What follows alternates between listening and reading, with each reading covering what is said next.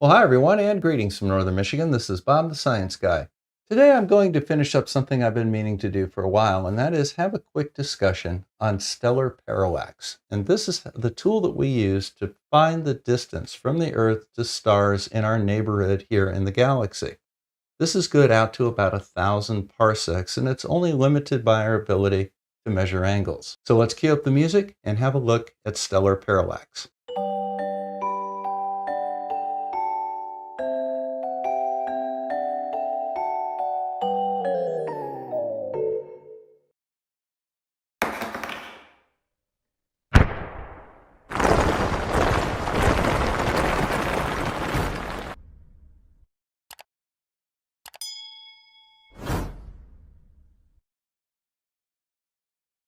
Now, stellar parallax is the use of trigonometry to triangulate the distance to local stars. Now, this is the basic way that we do it. Now, here is the distance from the Earth to the Sun. This is our baseline. And what we do is we form a triangle between the Earth, the Sun, and a star. And then what we measure is this angle called the parallax angle. And by using a little trigonometry, we can find our distances to the stars. Now, a quick warning. When I take this green screen down, the whiteboard is behind me. And for certain people in the science-denying community, that will be a little concerning because there's mathematics on that board. But we're going to go through it, and we should be able to break it down into easily digestible chunks. So let's have a look. Now, Quantum Eraser and Nathan Oakley, if you need to go to your safe space, this is the time to leave. Now, here's the basic concept of stellar parallax. What we do is we have a look at the Earth in two different locations. One would be, say, July, and the other would be January. Now, the distance between these two locations in the Earth's orbit is 2 astronomical units. Now, what you see here is the Earth in 3 different locations. We have January, we have April, and we have July. Now, in April, if we look at a star that we're interested in measuring the distance to, if we look past it, we'll see a star in the background. This is different than what happened when we looked at the star in January. We looked out at the star at that time, and we saw another star in the background. The angular distance between those two stars gives us something called a parallax angle. It's very much like looking at a pen, closing one eye, and then closing the other eye and seeing what's past the pen. We can tell that it jumps a little bit. Now, that's what happens when we look at a star and compare it to distant stars. That star will appear to jump back and forth against the background stars. Now, by measuring the amount of that jump, we can get this angle right here, and this is called the parallax angle. Then, by using a rather simple formula, we take the distance between our two observing points, and then this angle in what we call radians, and then we calculate the distance to that star. Now, this angle is extremely small. It's on the order of what we call arc seconds. Now, if we look at 1 degree of angle, that equals 60 minutes of angle, and 1 minute of angle equals 60 seconds of angle. So in other words, 1 second is 1/3600th of a degree. Now, the next thing that we need to understand is, how do we measure these angles? Are they in degrees? No, they're really not. What we do is we measure them in something called radians. And let's go over that in just a second. But first, I want to introduce a new measurement of distance, and that's called the parsec. And it was set up specifically to deal with parallax calculations. Now, what a parsec is a base of 1 astronomical unit over a parallax angle of 1 arc second. Now, in order to calculate what that is and compare it to something that we're more familiar with, specifically light years, we need to introduce the concept of radians. Now, I'll discuss this again in a minute, but let me just touch on it briefly right now. If we have a circle, that circle will have a radius. Now, normally what we do when we look at circles is we divide the circumference of the circle by 360 and get 360 degrees.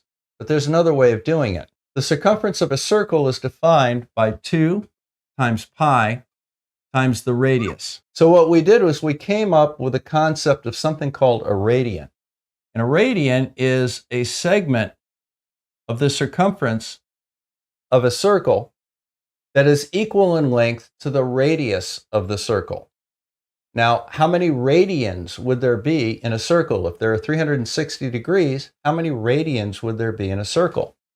Well, there would be 2 pi radians. Now, the reason that I'm mentioning radians, and I'll go over them again in just a moment, it's because that's how we measure the angles in the parallax formula. We put those angles in radians, or fractions of a radian. So let's have a look at that real quick, and we'll figure out how many light years are in 1 parsec. To do that, we're going to convert 1 arc second to radians, and we're going to put in the value of 1 astronomical unit, which is approximately 93 million miles. Now, in order to do this conversion, we're going to actually use a little closer numbers. 1 astronomical unit is actually 92,955 miles. So we're going to convert that to 9.30, and I'm going to count that as 3 significant digits times 10 to the 7th. Now, 1 light year, even though we normally talk about it as 6 trillion miles, it's actually 5.88 trillion miles. Now, the other thing that I wanted to talk about real briefly was the conversion of arc seconds to radians. Now, multiplying arc seconds by 3600 gives you degrees. You multiply that by 180 and divide it by pi, and then you have radians. So our formula, d equals little d over parallax angle for 1 arc second would actually equal 6.48 times 10 to the 5 over pi astronomical units, or 206,000 astronomical units. So with that to start with, we're going to go ahead and do the conversion. So what we're going to do is we're going to take 6.48 times 10 to the 5 over 1 arc second times pi astronomical units equals 206,000 astronomical units equals 206,000 times 9.30 times 10 to the 7th divided by 5.88 times 10 to the 12 miles. So let's go ahead and do that real quick. So we'll start off with 206, which is right there. Then we're going to multiply that by 9.3, which will be right there. And then we're going to divide that number by 5.88. That's almost 5.9. So we'll be just a hair less than that. There's our answer right there. And if you look at that, there's 3, 3.1, 3.2, about 3.26. So 1 parsec, that's parallax arc second, by the way, equals 3.26 light years. Now, right here, we've got 1 arc second. But what if the parallax to the star is not 1 arc second? What we would do then would be to substitute the actual number of arc seconds for this 1. So let's take an example. Polaris is 7.54 plus or minus 0.11 milli-arc seconds. That's the parallax of Polaris. Now, 1 milli-arc second, that means that this is 7.54 times 10 to the negative 3 arc seconds. So to find parsecs, we would take 1 parsec and divide it by 7.54 times 10 to the negative 3.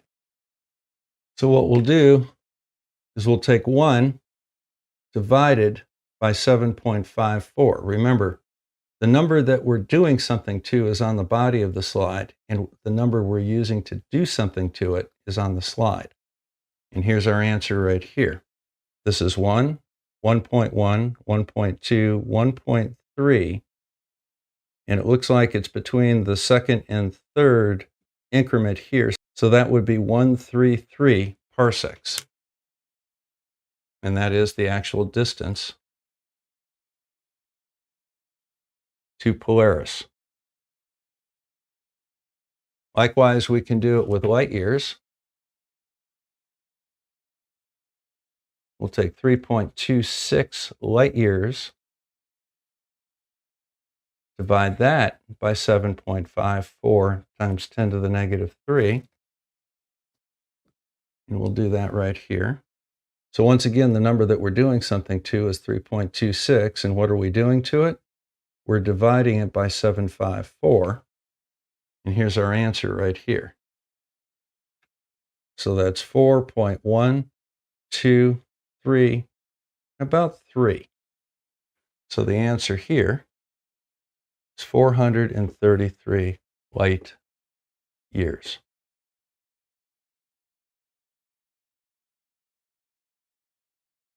And that's the distance to Polaris. Now let's just rehash the math real quick so that we're thorough on it. Here's the basic formula for doing a parallax equation of a star. The top part, well, this entire term right here, simply converts arc seconds to radians. Now this was standardized for 1 arc second. So 1 arc second would have been down here. We put the actual value in where that 1 was, and that gave us our answer. Recall that 1 parsec is about 3.26 light years and represents a parallax angle of 1 arc second with an observer distance of 1 astronomical unit.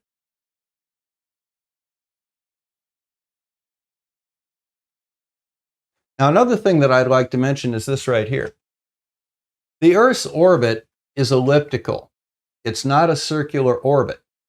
So what we consider 1 astronomical unit is the average distance from the Earth to the Sun. Now, when we're doing observations of a star, we need to find 2 spots in our orbit that are at right angles to that star. And they may be at different times of the year. Every day you can look up the actual distance to the Sun. So on the day that we did this one, we could find out that it was 1.001 astronomical unit. We have to use the actual baseline distance when we do these calculations. We'll get close if we use the average, but if you want precision, you have to use the actual numbers, and we do know those things. Well, now, even though these seem like large numbers and they seem like they may be difficult to do, if you have some basic math skills, shouldn't be any problem for you at all. In fact, what I'll do is I'll put the parallax angles for a couple of common stars in the description of this video. Feel free to work out the distances on those parallax angles. Down at the bottom of the description, I'll put the answers so you can check.